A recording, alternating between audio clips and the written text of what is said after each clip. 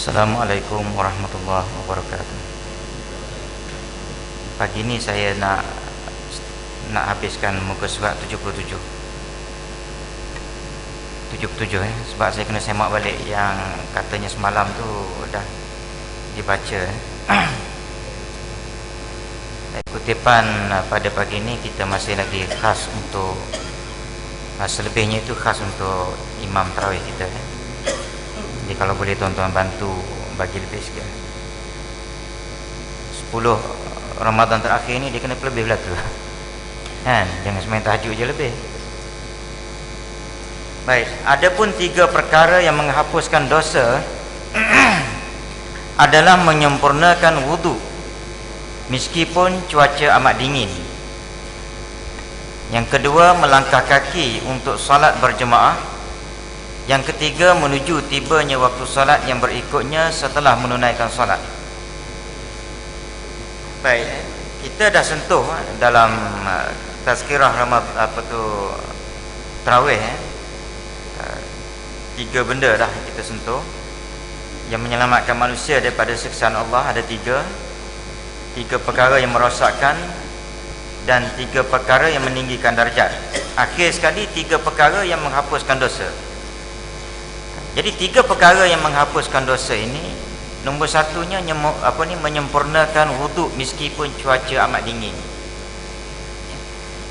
Jadi menyempurnakan wuduk ni, kalau kita baca sebelum daripada ini pun banyak kita baca dah hadis-hadis di mana Nabi bila sebut berwuduk ni, dia akan dia akan akhirkan ataupun dia akan susuli dengan fa'akmala, ya, maknanya sempurnakan, fa'asbagha.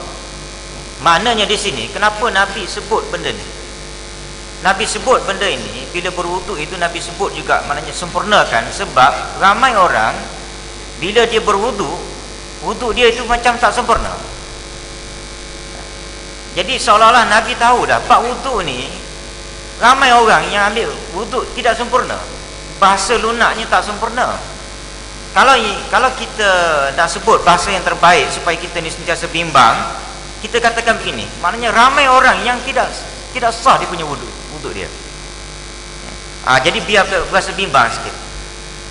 Kalau tak sempurna ni, dia ada 2 kalau kita nak baca. Bila tak sempurna ni, kita boleh juga kata sah dah tapi tak comel. Tak comel. Ibarat kata kalau kereta, beli kereta ada tayar biasa. Tapi ada juga yang kalau kita beli kereta baru, yang mana dia akan bagi package dengan dia punya skirting dia, dengan sport ring dia, itu dipanggil sempurna.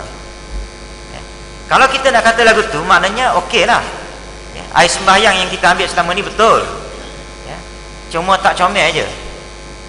Tapi yang kita bimbang, kalau kita lihat dan kita boleh perhatikan cara ramai orang ambil sembahyang tu, kita hampir berani mengatakan tak sah, tak betul. Jadi yang itu kita bimbang. Sebab dia bila mana kita punya wuduk itu tidak sah dan tidak betul, dia efek memberi kesan kepada sembahyang kita. Letihlah kita, maknanya sembahyang tahajud, bangun pukul 4, pukul 3 kan, tiba-tiba sembahyang itu di reject oleh Allah Ta'ala. Kerana apa? Asas sembahyang ni duduk pada wuduk. Setakat ni tak ada lagi jenis sembahyang. Kalau buka kitab, tak ada ulama yang katakan kalau sembahyang tu boleh tak ada wuduk, tak ada. Habis kira lah, maknanya tak legi sangat air, tak ada, tayamum. Itu pun menggantikan wuduk. Selebih pada tu tak ada dah, nak kurang daripada tayamum tak ada. Maknanya di sini kita punya solat kita banyak bergantung kepada kesahihan wuduk kita. Jadi dengan sebab itu Nabi dia kata menyempurnakan wuduk. Ini salah satu daripada benda yang boleh, amalan yang boleh menghapuskan kita punya dosa. Baik, simbolik dia ialah basuh. Nombor 1 sekali basuh muka. Bila basuh muka, maka di muka ni ada mulut, ada mata, ada otak. Otak duk mikir lagu mana nak apa ni, nak buat penyelewengan wang ke, nak menipu orang ke apa benda, otak. Ya. Terutama sekali orang lelaki. Sebab itu kita bila semayang mayak ni, tu imam dia akan menghadap kepala orang lelaki. Sebab orang lelaki ni jahat, dia duduk di kepala. Duk mikir kata riki nak menipu orang, apa ni, nak menipu duit itu macam-macam. Perempuan bila nak semayang mayak dia tu duduk tengah, sebab jahat dia duduk situ tengah. Jadi bila basuh muka tu maknanya simbolis dia nak bersihkan otak kita daripada dosa, mata kita dan mulut kita. Ini 3 anggota ni hak jahat berlaku. Kalau kita sekiranya tak ada iman dan tak takut pada Allah Ta'ala. Tapi kalau ada takut sikit pada Tuhan, maknanya jahat dia kurang. Tapi kalau tak takut Tuhan, jahat dia banyak. Mulutnya jahat, kemudian matanya jahat, kemudian otak pun jahat. Ya? Baik. Lepas tu pergilah kepada tangan. Tangan ini jahat juga ni. Ya? Hanya satu saya selalu sebut, kadang-kadang orang tak perasan, jahat tangan ni. Ambil pen, tanya. Boleh guna Dataran Merdeka untuk konsert malam, tak lama lagi 31 Ogos. Sebulan lebih lagi 31 Ogos. 31 Ogos semua pakaiannya belaka ni, di BKL nya dengan ketua pengarahnya semua tanya belaka. Untuk menggunakan Dataran Merdeka itu untuk konsert yang mana dihadiri oleh anak-anak muda. Akhir sekali anak muda rosak. Jadi rosaknya anak muda itu kerana tangan. Kalau tangan kata tak boleh, kita sambut biasa je, tak payahlah malam-malam nak konsert apa benda. Okey, selamat dengan tangan juga, dengan tanya sekali je, maka selamat anak muda kita, maka dapat pahala. Ya. Begitu juga dalam jabatan. Macam saya cerita pada tuan-tuan, saya pernah pergi berceramah satu finance, dijemput. Tempat ceramah kita apa dia? Tempat saya ceramah tu ialah tempat main kuburan, music. Sampai hak jemput kita tu malu. Dia kata minta maaf Ustaz, ni je dapat dia.